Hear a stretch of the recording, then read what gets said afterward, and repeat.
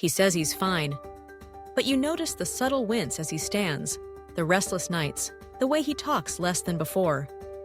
You ask gently, and all you get is a shrug. So why don't older men talk about their pain? Today, we explore the hidden world of silent suffering in elderly men and how you can help break that silence, one gentle step at a time. For many aging men, the reluctance to speak about pain runs deep. It's often rooted in childhood lessons and generational expectations. From a young age, many men are taught that strong men don't complain. To acknowledge pain is to admit weakness, to risk becoming a burden to those around them. As the years pass and bodies change, this ingrained belief only hardens. The loss of physical strength, the unfamiliar aches and limitations can feel deeply personal, almost humiliating. For these men, talking about pain is not simply about discomfort. It's about confronting vulnerability in a world that once demanded stoicism. It's not denial, but a lifelong habit built for emotional survival. But pain is rarely silent, even if words are few. The signs are there, often hidden in plain sight. Notice the subtle wincing, the way he shortens his steps as he walks across the room. The quiet reliance on furniture for support, the sudden flashes of irritability, or a growing withdrawal from family conversations. Sometimes it's the decision to stop driving, to leave the garden untended, to say no to daily walks. These aren't inevitable signs of aging.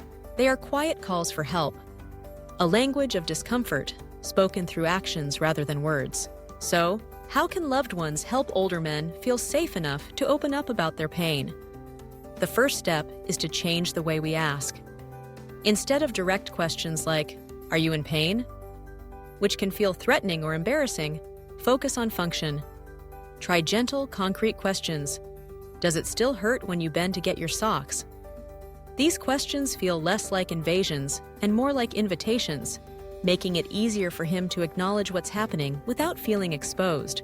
Another powerful approach is to share your own experiences, then invite him to do the same. You might say, "You know, I get back pain when I sit too long. Does that happen to you too?"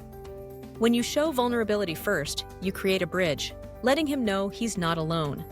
Your openness is an invitation, not a demand.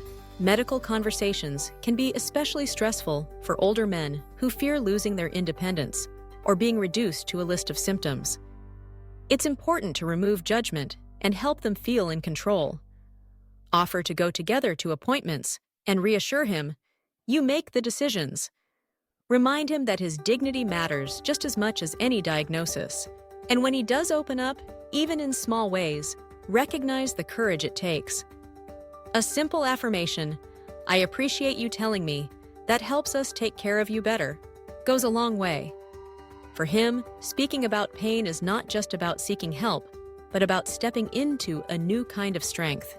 He may not say it, but his silence speaks volumes. Behind every "I'm fine" might be a story of pain, fear, and pride. By learning to read the signs and responding with patience, empathy, and respect, you can help the older men in your life find their voice and the support they truly deserve. Subscribe for weekly insights on emotional health, aging, and compassionate caregiving. And if you know someone who needs to hear this message, share it with love, because together we can break the silence around pain and build a safer, more understanding world for the men who have spent a lifetime being strong for others.